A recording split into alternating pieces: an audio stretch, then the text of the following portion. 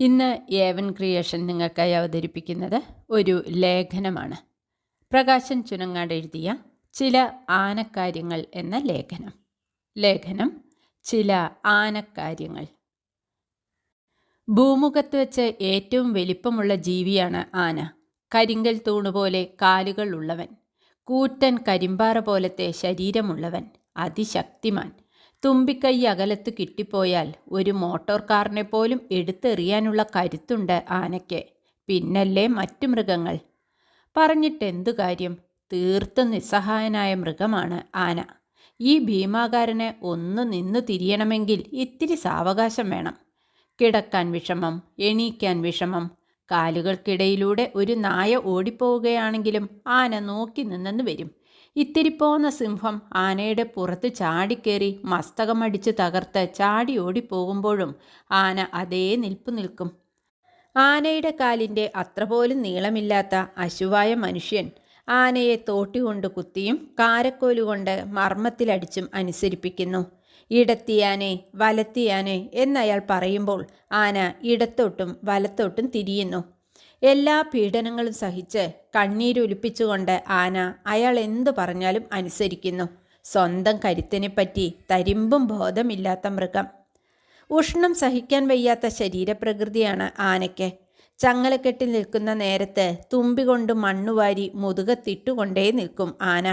ശരീരത്തിൻ്റെ ചൂട് കുറയ്ക്കാനാണ് അവൻ അങ്ങനെ ചെയ്യുന്നത്. പുഴയിൽ ആറാടിയതിന് പാപ്പാൻ്റെ വക നല്ല പെട കിട്ടും അവന്. ഇപ്പം കുളിപ്പിച്ച് കൊണ്ടുവന്ന് നിർത്തിയതല്ലേ ഉള്ളൂ തെമ്മാടി.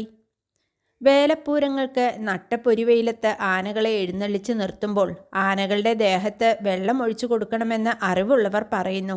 എവിടെയെങ്കിലും ആരെങ്കിലും അങ്ങനെ ചെയ്യുന്നുണ്ടോ? അറിയില്ല. വർഷം തോറും വർദ്ധിച്ചു വരുന്ന ചൂട് മനുഷ്യർക്ക് താങ്ങാനാവുന്നില്ല, പിന്നല്ലേ ആനകൾക്ക്. എൻ്റെ കുട്ടിക്കാലത്ത് ക്ഷേത്രങ്ങൾക്ക് ചുറ്റും വിശാലമായ പറമ്പുകൾ ഉണ്ടായിരുന്നു. പറമ്പുകൾക്ക് ഉടമസ്ഥന്മാരുണ്ടായിരുന്നെങ്കിലും വേലി കെട്ടി തിരിച്ചു നിർത്തണമെന്ന് അവർക്ക് നിർബന്ധമില്ലാതിരുന്ന കാലം. ആനപ്പൂരം നിരക്കുമ്പോൾ ആനകൾക്ക് തമ്മിൽ തൊടാതെ അനായാസമായി നിൽക്കാനുള്ള ഇടമുണ്ടായിരുന്നു. അന്ന് വേലപ്പൂരങ്ങൾക്ക് ആനകളുടെ എണ്ണവും കുറവായിരുന്നു. ഇന്നോ വിശാലമായി കിടന്ന പറമ്പുകൾ ഉടമസ്ഥർ നല്ല വിലയ്ക്ക് കൈമാറി. പുതിയ ഉടമസ്ഥർ അവരവർക്ക് കിട്ടിയ സ്ഥലം വേലി കെട്ടി തിരിച്ചു വീട് വെച്ചു. പഴയ ഓർമ്മയിൽ കുതിരകളെ കെട്ടിയെഴുന്നള്ളിച്ച് കൊണ്ടുവരുന്ന വരവിൽ തടസ്സം നിൽക്കുന്ന വേലികളും മതിലുകളും പൊളിച്ചു നീക്കലും അടിപിടിയും കത്തിക്കുത്തും പോലീസിൻ്റെ ലാത്തിപ്രയോഗവും കോടതി കേസും പതിവ് സംഭവങ്ങളായി. അതവിടെ നിൽക്കട്ടെ, അതല്ലല്ലോ നമ്മുടെ വിഷയം. അമ്പലപ്പറമ്പിൻ്റെ വിസ്തൃതി കുറഞ്ഞു വരുമ്പോൾ ആനകളുടെ എണ്ണം കുറയണമെന്നാണല്ലോ സാമാന്യ നീതി. മലയാളത്തിൽ നേരെ തിരിച്ചാണ്. ആനകളുടെ എണ്ണം കൂട്ടുന്നതിലാണ് ഇപ്പോൾ പൂരക്കമ്മറ്റിക്കാർക്ക് ഉത്സാഹം. തൊടാതെ നിൽക്കേണ്ടതിനു പകരം ആനകൾക്ക് തിക്കി നിൽക്കേണ്ടി വരുന്നു. അടുത്ത് നിൽക്കുന്ന കൊമ്പനെ തോണ്ടിയും കുത്തിയും അവൻ പ്രതിഷേധിക്കുന്നു. അങ്ങനെ നിൽക്കുമ്പോൾ കൂട്ടത്തിലൊരുത്തൻ വിരണ്ട് പിന്നാക്കം തിരിയുന്നു. ആനകൾ അങ്ങനെയാണ്, നേരെ ഓടില്ല, തിരിഞ്ഞേ ഓടൂ. പിന്നീട് എന്താണ് സംഭവിക്കുന്നതെന്ന് നമുക്ക് മനക്കണ്ണിൽ കാണാം. ആളുകൾ പരക്കം പായുന്നു. ആലവട്ടവും വെഞ്ചാമരവും പിടിച്ചവരും തിടമ്പേറ്റിയ നമ്പൂതിരിമാരുണ്ടെങ്കിൽ അവരും ആനപ്പുറത്തു നിന്ന് ഉരുണ്ടു വീഴുന്നു. ആനകളുടെ ചവിട്ടേറ്റ് മനുഷ്യർ പുഴുക്കളെ പോലെ ചതഞ്ഞരയുന്നു. ഈ അപൂർവ കാഴ്ചകൾ ചാനലുകാർ ചൂടോടെ ക്യാമറയിൽ പകർത്തുന്നു. യുവജനം മൊബൈലിൽ ഷൂട്ട് ചെയ്ത് ഫേസ്ബുക്കിലും വാട്സപ്പിലും അപ്ലോഡ് ചെയ്ത് നിർവൃതി കൊള്ളുന്നു. വനാന്തരങ്ങളിലെ ആനത്താരകളിൽ വാരിക്കുഴി കുത്തി കൊമ്പനെ വീഴിച്ച് കുങ്കിയാനകളെ കൊണ്ട് വലിച്ചു കയറ്റി ആനക്കൂട്ടിലിട്ട് മെരുക്കിയെടുക്കുന്നത് ഇനി കഥകളിൽ മാത്രം. സർക്കാർ ആനപിടുത്തം നിരോധിച്ചിരിക്കുന്നു. ബീഹാർ തുടങ്ങിയ സംസ്ഥാനങ്ങളിൽ ആനലേലം നിർത്തിവെച്ച് ഉത്തരവായിരിക്കുന്നു. നിങ്ങൾ ആഗ്രഹിക്കുന്ന അത്രയും എണ്ണം ആനകളെ മേലിൽ എഴുന്നള്ളത്തിന് കിട്ടിയെന്ന് വരില്ല. ആനകളില്ലാതെ വേലപ്പൂരങ്ങൾ ആഘോഷിക്കാൻ ശീലിക്കുക, അതല്ലേ ഭംഗി.